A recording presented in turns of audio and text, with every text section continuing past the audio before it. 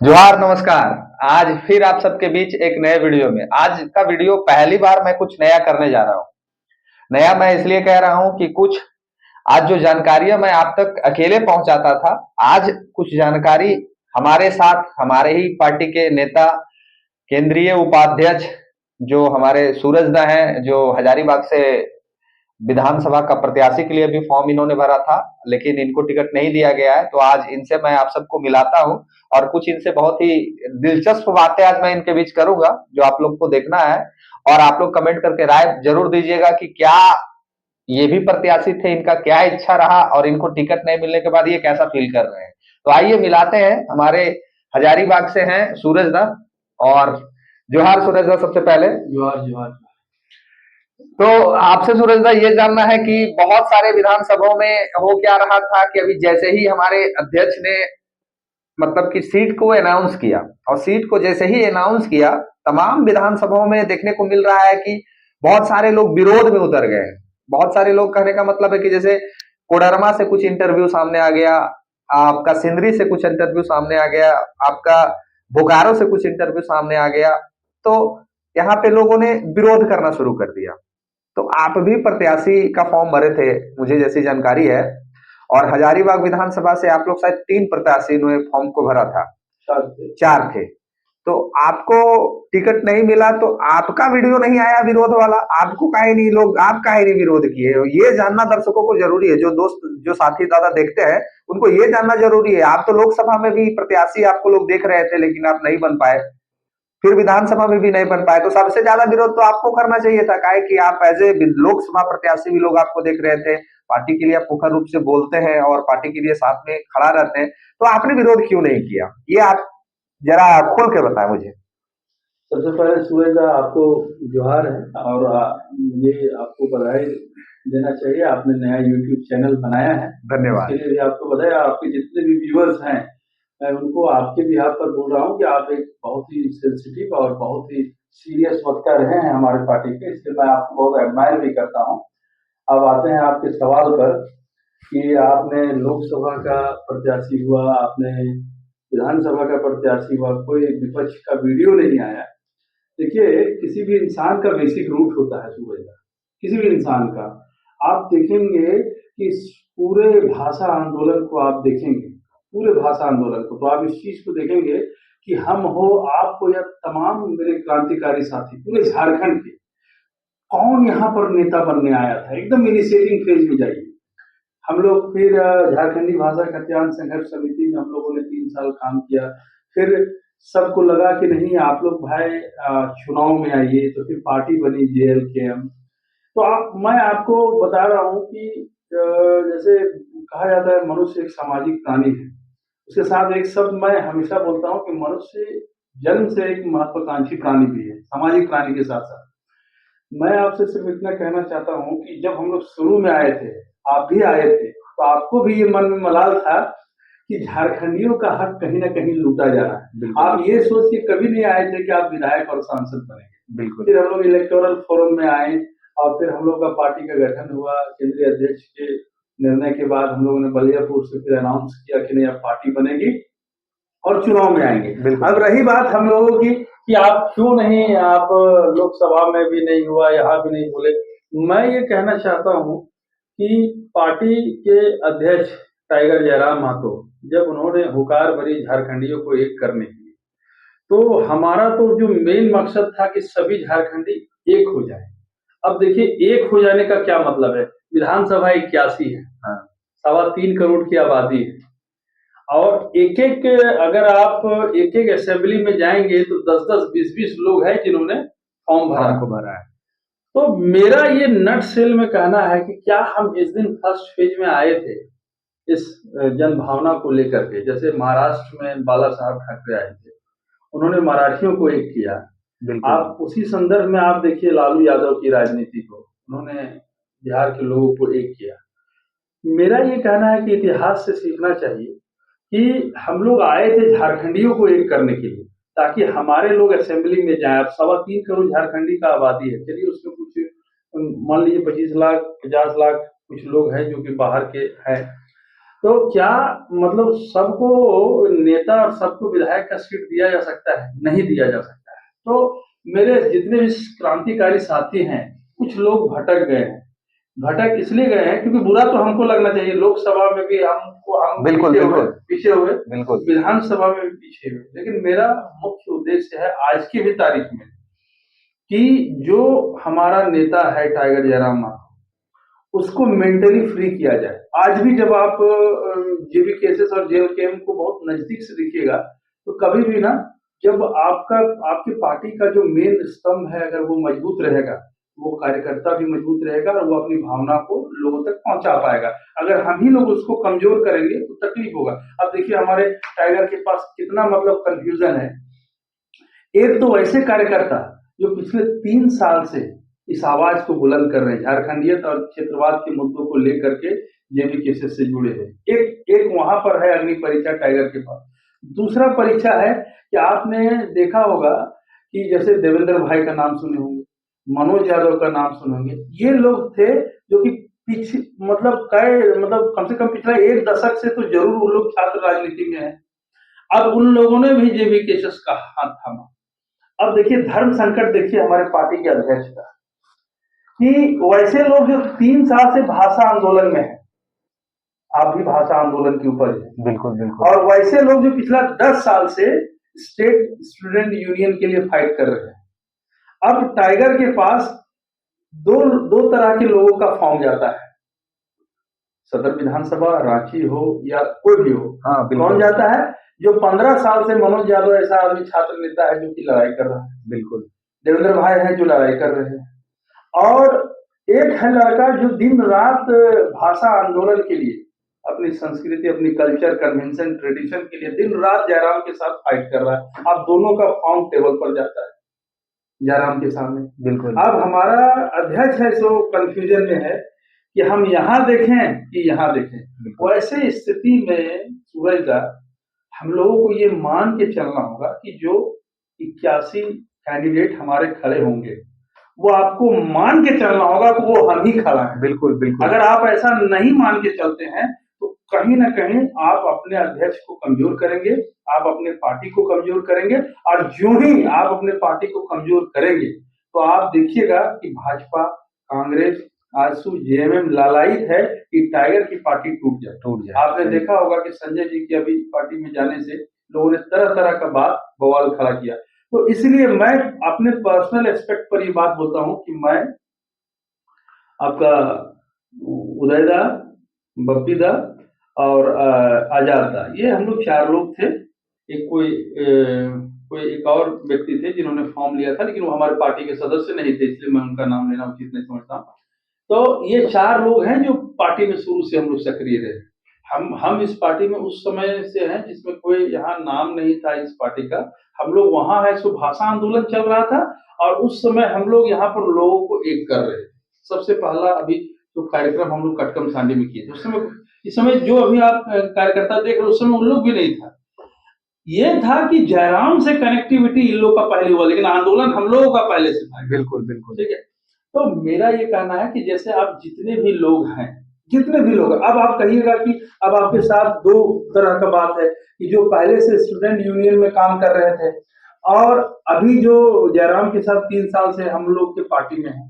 तो मैं ये सब लोगों से कहना चाहता हूँ, इवन सिर्फ सदर के लिए नहीं, 81 विधानसभा में कहना चाहता हूँ, जो मेरे पुराने सामाजिक कार्यकर्ता हैं, जो झारखंडियत की आवाज 10-20 साल पहले से उठा रहे, देवेंद्र भाई, मनोज भाई जैसे लोग हैं, या हम लोग 3 साल से जो इस भाषा आंदोलन में थे, कोई पॉलिटिकल बैकग्राउंड नहीं है, मैं सब लोगों से विनम्रता के साथ ये आग्रह करना चाहता हूँ कि भाई मेरे, चाहे पुराना आदमी हो, चाहे सामाजिक कार्यकर्ता हो, चाहे स्टूडेंट यूनियन का कोई लड़का हो, या 3 साल से जयराम महतो के साथ जो लोग हैं, इसमें आप रिफाइन करके वैसे व्यक्ति को टिकट दीजिए जो कि सीट निकाल सके।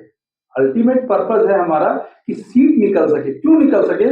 देखिए अगर सीटें आएंगी सूरजदा, सीटें आएंगी तो लोग जीत के आएंगे, और जब जीत के आएंगे तो पार्टी मजबूत होगी, और जब पार्टी मजबूत होगी तो झारखंडियत की आवाज बुलंद होगी। आप जान रहे हैं कि हर कदम पर झारखंड में बाहरियों का शासन है। आप कहाँ उदाहरण लेना चाहते हैं? सदर हॉस्पिटल चले जाइए, आपको मैक्सिमम नंबर ऑफ वर्कर है सो बाहर के हैं।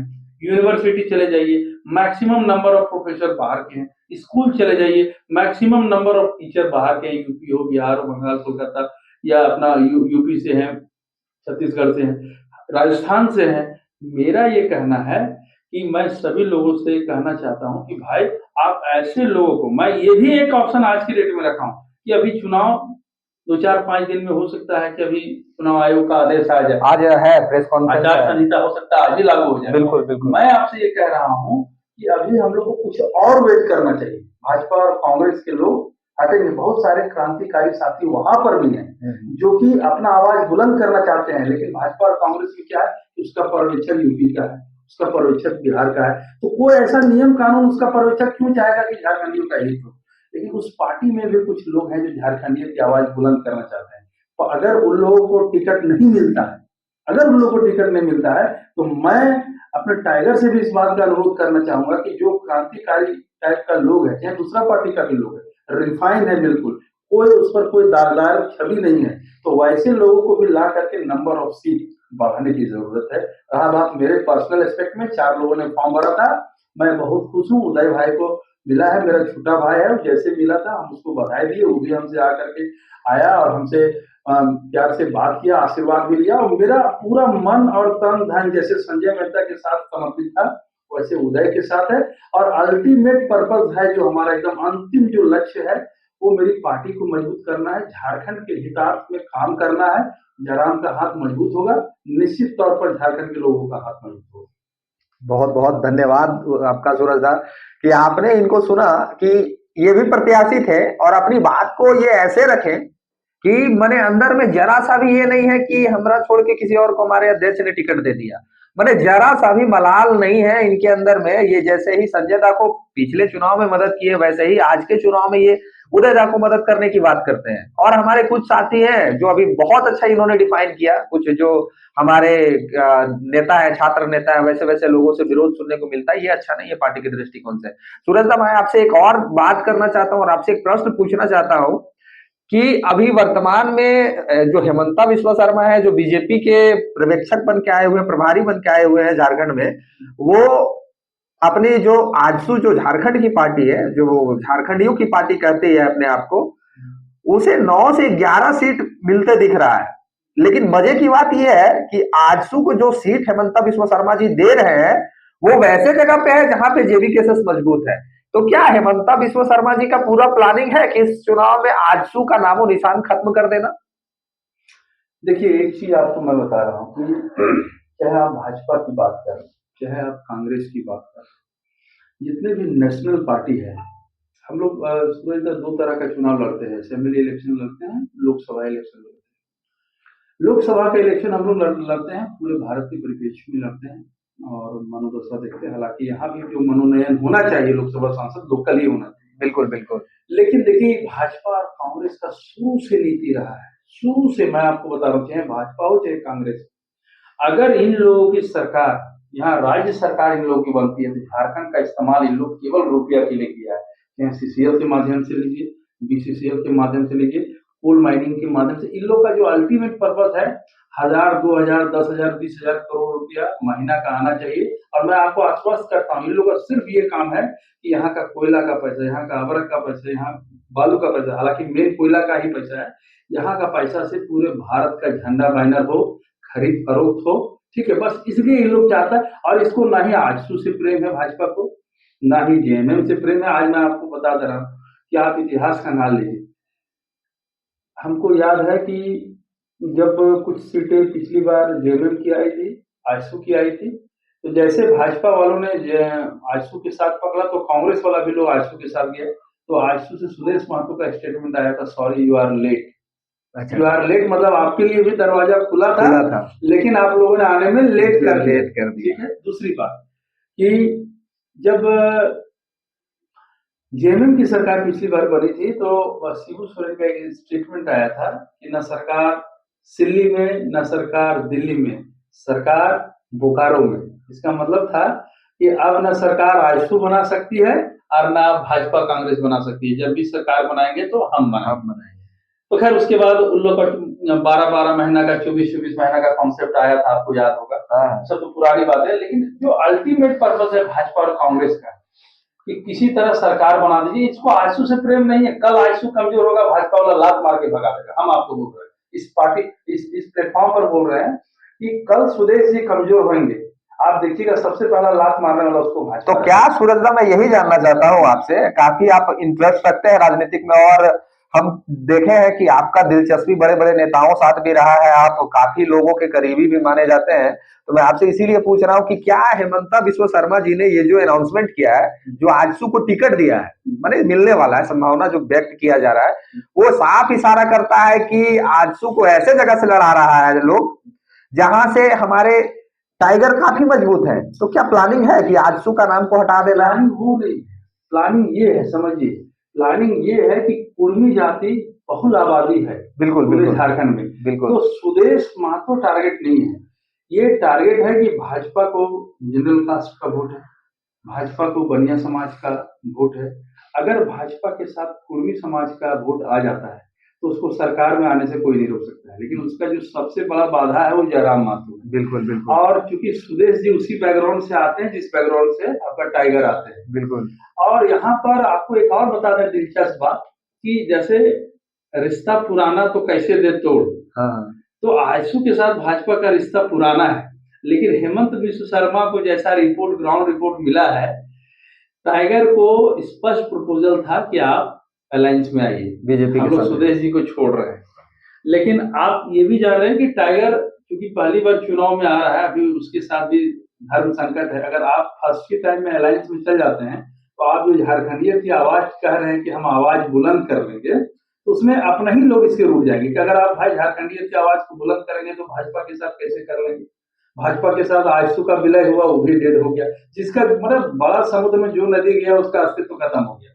तो ये बात अच्छे से जैसे एग्जाम्पल के तौर पे बाबूलाल मरांडी है। हाँ, ऐसे अभी अभी जिस तरह से टाइगर अभी जिन्होंने इंडिपेंडेंट एकदम लड़ने का निर्णय लिया, ये एकदम सही निर्णय लिया। हम लोगों ने भी कहा था कि देखिए हम लोग चुनाव लड़ेंगे, ये हम लोग और बखूबी लड़ेंगे, और हम लोग इस तरह से चुनाव लड़ेंगे कि इंडिपेंडेंट 81 में लड़ेंगे। अब हम लोग के पास जो सबसे बड़ा चैलेंज है वो है कि सभी जाति के समावेश को लेकर के एक परसेप्शन रेडी करना कि ये पार्टी झारखंड के लिए, और झारखंड के लिए है तो भूमिहार समाज के लिए भी है, बिल्कुल। राजपूत समाज के लिए भी है, ब्राह्मण समाज के लिए भी है, वैश्य के लिए भी है, एससी के लिए भी है, एसटी के लिए भी है। ये जो परसेप्शन रेडी करने के लिए, अब उसमें भी सबसे बड़ा संकट, जैसे जैसे जयराम झारखंडियत का बात इधर से उठाता है तो उधर है सो आजसू पार्टी है सो हवा देता है कि कुर्मी समाज को आदिवासी में लाया जाए। बिल्कुल बिल्कुल। झारखंड की राजनीति को समझिए, जैसे जयराम की पॉपुलैरिटी ऊपर जाती है तो सुदेश जी एक संगठन अलग से बना करके कुर्मी समाज का रखे हैं कि भाई आप लोग उधर बस आपको इतना ही करना है, ठीक है, आप इतना ही करना है कि कुर्मी समाज को आदिवासी में जैसे अभी, जैसे मैं रोकूंगा, जैसे अभी फिलहाल आपने देखा कि हमारे टाइगर ने एक गमछे के ऊपर पैप रख दिया था और पूरा बवाल हो गया, और तुरंत फिर बाद में बहुत सारे मीडिया ने चलाया कि हमारे जो अभी वर्तमान मुख्यमंत्री, उनकी पत्नी उस गमछे पे चढ़ के पूजा कर रही है, और भी लोग हैं जो उस गमछे का अपमान कर रहे हैं। तो गमछा वाला भी मैटर साफ वही इशारा कर रहा है जो आप कहना चाह रहे हैं। अब देखिए सबसे बड़ा चैलेंज, हम अपनी पार्टी, हम तो दूसरा पार्टी की तरफ ध्यान ही नहीं देते हैं। बिल्कुल। हम कभी भी, हम जेबी केसेस की मजबूती छोड़ के दूसरा पार्टी पर ध्यान, हमारे सामने, मैं ओपन प्लेटफॉर्म पर बोलता हूँ, मैं देखिए मैं हम झाड़ फूक करके बोलने वाला, हम एकदम खुला मंच पर बोलने वाला आदमी, हमको किसी से ये नहीं है कि किसको क्या बुरा लगेगा। बिल्कुल बिल्कुल। देखिए हमारे सामने सबसे पहला जो चैलेंज है, ये आदिवासी समाज में ये एक भय है या एक कंफ्यूजन है, भय ना भी कहें तो एक कंफ्यूजन है, बिल्कुल, कि जयराम के आने से कहीं कुर्मी समाज एसटी में तो नहीं चला जाएगा, और अगर कुर्मी समाज एसटी में चला जाएगा तो कुर्मी समाज हार्ड एंड फास्ट उनसे तो फॉरवर्ड है स्टैंडर्ड ऑफ लिविंग में, मेहनत में, एजुकेशन में। बेसिकली मेन तो एजुकेशन होता है। तो अगर वैसा आ जाएगा तो कहीं ऐसा तो नहीं हो जाएगा कि जो आपका एसटी समाज का, जो जेन्युइन एसटी समाज जो पीछे है, इसमें 32 जनजाति है हम लोग में, बहुत सारे जनजातियों का इस बदन पर कपड़ा नहीं है, ठीक है, उसके बारे में हम अलग से आपको वीडियो देंगे। तो 32 जनजाति समाज में बहुत सारे लोग बदन में कपड़ा नहीं, वैसे में अगर कुर्मी समाज का एसटी में विलय हो जाएगा तो आप जान लीजिए कि जो लोग संसाधनहीन आदिवासी थे वो गर्क में चले जाएंगे, एकदम ओपन मंच पे। इसका एक बीच का रास्ता निकाला जाए कि मैं भी भूखा ना रहूं और साधु भी भूखा नहीं जाए। अगर कोई ऐसा इसमें सच्चाई है तो इस पर मतलब एक आकलन होना चाहिए कानूनविद के जितने भी लोग हैं। लेकिन ये कह देना कि लोगों के बीच में ये चीज पैदा कर देना कि नहीं जयराम सत्ता पक्ष में आएंगे तो पूर्वी समाज एसटी में विलय होगा, ये एक बहुत बड़ा डैमेज है। और ये 1 महीना में इस डैमेज कंट्रोल पर हम लोग को काम करना चाहिए। बिल्कुल मैंने जयराम जी को इस पर मेरी बात हुई, वो मैनिफेस्टो कमेटी बन रही थी, मैंने उनसे आग्रह भी किया था कि आप एक बार उसमें हमको भी इंक्लूड करिए, लेकिन हमको लगता है व्यस्तता रहा। वो बोले थे कि हम जरूर करेंगे लेकिन हो नहीं पाया। पहला। दूसरा जो हम लोगों का चैलेंज है कि हम लोग अभी जो पार्टी में देख रहे हैं, सूरज का कभी भी पार्टी की अच्छाई और बुराई को बोलना चाहिए। बिल्कुल बिल्कुल पार्टी है तो मजबूत होकर निकले। उसमें सबसे जो अभी हम बुराई बोले या कुछ लोग अभाव से आते हैं, कुछ लोग प्रभाव से आते हैं। वैश्य समाज और फॉरवर्ड क्लास के लोग हमारी पार्टी से नहीं जुड़ पा रहे हैं। सही बात। ये बहुत बड़ा कारण है कि लोकसभा में हम लोग पिछड़े। कुर्मी समाज का अच्छा वोट हम लोगों को मिला, माइनॉरिटी का भी हम लोग को बहुत अच्छा वोट नहीं मिला। इन्फ्लुएंस जागरूकता आ रहा है, लेकिन हम उसमें जरा सा भी उपेक्षित नहीं महसूस कर रहे हैं, क्योंकि कोई बच्चा एकदम से अभी पैदा हुआ है और आप चाहिएगा सब कुछ हो जाए, नहीं होता तो मुश्किल हो जाएगा। लेकिन हम इतिहास से डरते हैं कि आज आयसू गठन हुए इतना साल हो गया, लेकिन आयसू आज भी उसी समाज के बीच में खत्म हो गया। तो इतिहास से हम लोग को सीखने का डर है।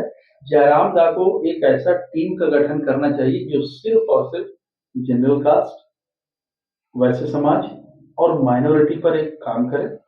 गठन होना अल्पसंख्यक मोर्चा का अलग है, वैश्य मोर्चा का अलग है, लेकिन वैसे प्रभावशाली व्यक्ति जो कि जनरल कास्ट चाहे वो ब्राह्मण समाज के हो, भूमिहार समाज के हो, राजपूत समाज के हो, जो लोग अपने आप को उपेक्षित महसूस कर रहे हैं किसी पार्टी से, बहुत दिन से स्ट्रगल कर रहे हैं। मेरा ये व्यक्तिगत राय है कि जहां पर जेबी केसेस का अपना वोट बैंक है, अपना वोट बैंक, चाहे उसमें जो समाज है, वहां पर भी हम लोग को जनरल कास्ट चाहे ब्राह्मण राजपूत वैश्य हो, वैसे लोगों को उतारे और हम लोग विधानसभा में विधायक बना करके कॉन्स्टिट्यूएंसी के अंदर वहां जाकर के विधानसभा में भेजें, तो एक मैसेज चला जाएगा हमारी पार्टी की ओर से कि भाई हम लोग सभी जाति और धर्म के लोगों को लेकर के जा रहे हैं। पहला बात। दूसरी बात कि जब हमारे पार्टी में कुछ विधायक चुन करके आ जाएंगे, तो अभी तो लोग अभाव से जुड़ रहे हैं, जब प्रभाव एक बार आ जाएगा तो देखिएगा सब जाति का समन्वय होना शुरू हो जाएगा। तो एक तो हम लोग को वो आदिवासी और कुर्मी के बीच जो एसटी का जो मामला आ रहा है, उसमें खुल के बोलने की जरूरत है सभी नेताओं को। जरूर। दूसरा कि आप वैश्य समाज, हमारे जितने भी फॉरवर्ड क्लास के लोग हैं, संसाधनहीन लोग हम लोग से जुड़ रहे हैं, क्योंकि क्रांति संसाधनहीन से आता है। बिल्कुल। 4 चीज, ब्राह्मण, वैश्य और आपका सूत समाज या ये पिछड़े समाज के निचले वर्ग के जितने भी लोग हैं, तो सबसे जो हम लोग से जुड़ रहे हैं वो ग्रासरूट लेवल के लोग जुड़ रहे हैं। जो आगे का जो क्लास है, फॉरवर्ड क्लास है, वो हम लोग के साथ अभी तक जुड़ नहीं पाया। इस पर काम करने की जरूरत है, इस पर चिंतन कर। अब फॉरवर्ड क्लास हमारे झारखंड में नहीं है ऐसा तो कोई बात नहीं। लेकिन हम लोग आज तक विश्वास नहीं दिला पाए कि हम लोग सही रहा। अब यही कारण है कि उसका वोट एक मैक्सिमम नंबर ऑफ वोट चला जाता है भाजपा को, वैश्य समाज का वोट चला जाता है भाजपा को। अब कुछ लोगों को तरजीह के लिए आदिवासी लीडर, कुछ लोग को अभी बाबूलाल मरांडी भाजपा का मजबूरी है, कोई बाबूलाल मरांडी नेता नहीं है उस पार्टी। सही बात है। तो उसी तरह से हम ये चाह रहे हैं कि आप लोगों को प्रोत्साहित करके आगे वाले लोगों को लाइए। उसके साथ भले लोग नहीं आए, लेकिन लीडरशिप को लेके आइए। आप लीडरशिप को लेकर के आएंगे, उसको स्थान देंगे तो निश्चित तौर पर वो समाज हम लोग से जुड़ेगा। ये 2 चीज पर हम लोग काम करेंगे। और तीसरा चीज हम आपको बोलने जा रहे हैं जो हम लोग के लिए एकदम की फैक्टर काम होगा। अगर वो चीज आएगा, देखिए वो कहावत है कि भातरो मीठ और पुतवो मीठ, दोनों मीठ नहीं होगा। झारखंडवो मीठ और बिहारियों मीठ नहीं होगा, सिर्फ झारखंडीय मीठ होगा, बाकी सब तीत होगा, तो आपको लोग वोट देंगे। सही बात। अगर कोई भी लीडरशिप हमारे मंच पर आता है और अगर बोलता है ना यूपी बिहार वाले भी हमारे हैं और उनको भी सरकारी नौकरी में स्थान देना चाहिए और झारखंड वाले भी अपने हैं, तो आप सिमट के रह जाइएगा। हमारी लड़ाई झारखंड से शुरू है और झारखंडियत पर ही खत्म होगी। जितना हक अधिकार और नौकरी का बात है सिर्फ झारखंड के लोगों को मिले और कानून का अवहेलना नहीं हो, कोई वायलेशन नहीं हो, तो 5-10% का हम बात नहीं बोलते। आप चले जाइए तमिलनाडु, तमिलनाडु में रेलवे जंक्शन पर भी जाइएगा तो ऊपर में तमिल लैंग्वेज, फिर इंग्लिश, तब हिंदी। तब नहीं, हिंदी नहीं भी है। अच्छा, हिंदी नहीं भी है, हिंदी नहीं भी है। हमारा ये कहने का मतलब है कि आप एक सिस्टम लाइए कि हमारे 5 प्रमंडल में पचपरगनिया भाषा बोला जाता है। रेलवे स्टेशन से लेकर के रेडियो का जितना आपके यहाँ कार्यक्रम आता है, सब रीजनल लैंग्वेज में चालू करेंगे। ये एक बड़ा प्लानिंग है सूरज साहब, बहुत लंबा बात होगा उस पर, लेकिन जब तक आप भाषा पर आपका कंट्रोल नहीं रहेगा, आप तमिलनाडु में किसी होटल में चले जाइए, अगर आप हिंदी नहीं जानते तो मुश्किल हो जाएगा खाना तक खाना। तो ये होता है भाषा का पावर। जब आप जाइए तो रीजनल डायलेक्ट से लोग एक दूसरे से कनेक्ट हो रहा है, लेकिन हम लोग क्या सोचते हैं, अच्छा खुर्ठा बोला तो ये देहाती है, हम ही लोग उपेक्षित करते हैं। बिल्कुल। और यही हम लोग को कमजोर करता है, यही हम लोगों को बर्बाद करता है। बिल्कुल, इस पर बहुत लंबा बात होगा, कभी हम लोग मिलेंगे तो वो तो प्लानिंग का बात है। तो तीसरा बात हम लोग का ये है कि हम लोग सिर्फ और सिर्फ झारखंडी मुद्दों पर चुनाव लड़ेंगे, और झारखंड में बहुत सारे अपॉर्चुनिटी, 4.25 लाख लगभग सीट है जो कि सरकारी सीट है, 4,80,000-85,000 के करीब सिर्फ सरकारी सीट है। सरकारी सीट नहीं भरा गया है।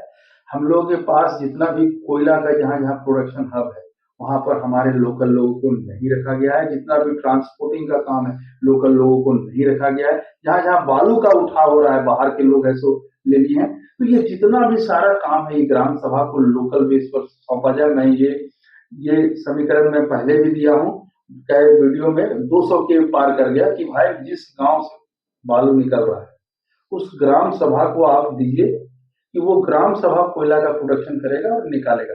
अब मान लीजिए बहुत गाड़ी और हेवी सारा चीज लगता है, उसके लिए यहाँ सब मजबूत है, वो सब आ जाएगा। आप माइनिंग का अधिकार तो उसको दीजिए। जो गवर्नमेंट का टेन्योर है, जो सेंट्रल गवर्नमेंट को टैक्स देना है, राज्य सरकार का देना है, ठीक है, तो ये सारा चीज ग्राम सभा कर लेगी। लेकिन आप एक बार उसको मौका तो दीजिए। आप देखिए पूरे झारखंड में, आप इस पर आइए कि पूरे झारखंड में बिजली विभाग, जो भी विभाग है, सब आउटसोर्सिंग को सौंप दिया गया है।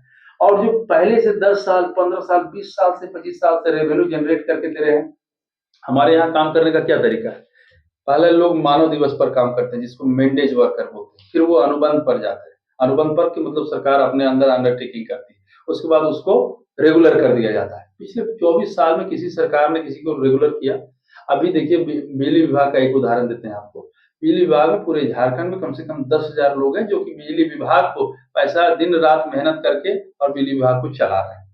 और उसका पेमेंट कितना है आउटसोर्सिंग का? 8,000, 8,500, 9,000, 10,500, आपको करोड़ रुपए। और यही पहले के सरकार में ये मानव दिवस पर लोग काम कर रहे थे, उनका स्वाभिमान जीवित था कि हम लोग सरकार के अंदर थे। अब क्या है, सरकार क्या कर रही है कि कोई आउटसोर्सिंग कंपनी से पहले मान ली 100 करोड़ का काम है तो 10 करोड़ रुपए खाली कमीशन में रख ली और बोली जाओ तुम लोग को जैसे उगाही करना है करो। तो मेरा ये कहना है कि अगर आप आउटसोर्सिंग में काम दे रहे हैं किसी को, कंपनी को, तो आप पैमाना तय करिएगा ना भाई कि मेरे लेबर को कितना मिलेगा मंथली। अब आउटसोर्सिंग कंपनी अपना मर्जी पर है, 300 रुपये नरेगा के हिसाब से दे रहा है, 400 दे रहा है, नहीं भी दे रहा है, 6 महीना खटा लिया, बहुत सारा लोग कमा के पैसा भी नहीं दे रहा। तो हमारी सरकार अगर आए तो जो 10 साल से ऊपर जितने लोग काम कर रहे हैं सूरज, इन लोग को एकदम रेगुलर कर देना चाहिए। बिल्कुल एकदम रेगुलर कर देना चाहिए। पहला फॉर्म पर अगर साइन हो, अगर किसी चीज का, अगर हम लोग खाली अलायंस में भी सरकार में आ जाए, मिनिस्ट्री में, तो ये जितना भी लोग झारखंड का लोग हम लोग का काम कर रहा है और जो रेगुलर बेस पर 10 साल से ऊपर, सबको रेगुलर कर देना चाहिए। ये सब लोग बाहरी आकर के लोग भर दे रहा है कचरा, ये कचरा साफ होना चाहिए। स्पष्ट तौर पर यही बात आपसे कहना है। बहुत बहुत धन्यवाद सूरज दा। और मैं अंतिम में चाहूंगा कि आप जो प्रत्याशी विरोध कर रहे हैं उनके लिए 2 बात बोल के मैं वीडियो को समाप्त करूंगा।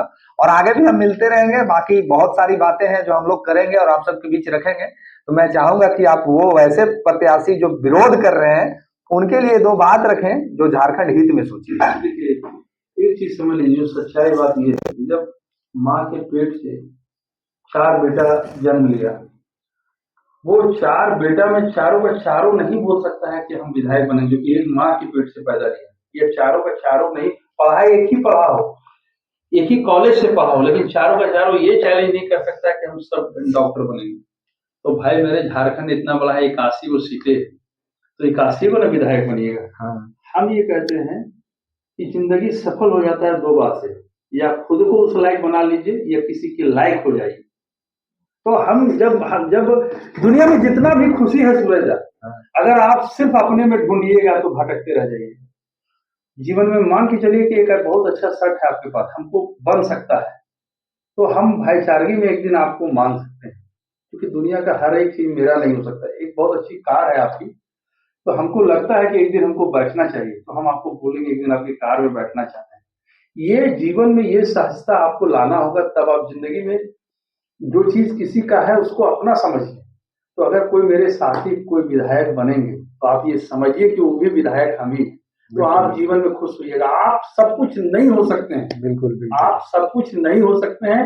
जीवन में एक जगह तो आएगा, यहाँ पर आपको मान के चलना होगा कि ये हमारा भाई है, चलिए ये आगे, क्योंकि जो मेरे पास है वो आपके पास नहीं, जो आपके पास है मेरे पास नहीं हो सकता है। तो जब ये संलग्नता, ये कॉम्पैक्टनेस अगर आपके जीवन में आएगा, तो आप देखिएगा बहुत। तो मैं वैसे अभ्यर्थियों को बोलना चाहूंगा कि भाई, जो खड़ा हुआ है तुम समझ लो कि हम खड़ा हुए हैं, वो जयराम माथुर खड़ा हुआ है, वो जेबी केसेस खड़ा हुआ है, झारखंडियत खड़ा हुआ है। यहाँ झारखंड का लोग नौकरी करेगा, सब लोग नाम लेगा कि नया नया लड़का, गरीब गरीब लड़का पार्टी बनाया, और पार्टी बना करके हम लोग को आज सबको फ्री किया। इसलिए जितना लोग खड़ा हुआ है, जिसको जयराम हाथ चला दिया है, भाई मेरे उन लोग को दिन रात समर्थन दीजिए और उन लोग को जिताइए। और अगर नहीं जीतिएगा ना, अगर नहीं जीतिएगा तो लोग पकौड़ी के भाव में इस चुनाव के बाद हंसेगा हम लोग। बिल्कुल बिल्कुल। तो आप लोगों ने सुना कि हमारे सूरज दा हैं, केंद्रीय उपाध्यक्ष हैं, इन्होंने बहुत कुछ रखा आप सबके बीच में। मैं चाहूंगा कि वीडियो को ये उन भाई लोग तक जरूर पहुंचाएं, आप लोग जो विरोध करते हैं और जो समझते हैं कि आज है बनिया काले सेठ वाला कहानी जो सब अपनाए हुए हैं। समय बहुत लंबा है और जेबी केसेस में तमाम साथियों की उम्र जो है वो 34 से 35 साल से अधिक बहुत कम लोग हैं, तो आपके पास समय काफी लंबा है। विधायक 55-60 बरस में भी बना जा सकता है। तो इस बार टाइगर जिसके नाम पे मोहर लगा रहे हैं उसको समर्थन दीजिए और भारी मतों से उसको जिताने का प्रयास कीजिए। बाकी मिलते हैं अगले वीडियो में। मेरे वीडियो को जरूर शेयर कर दीजिएगा और चैनल को सब्सक्राइब कर लीजिए। धन्यवाद, जोहार।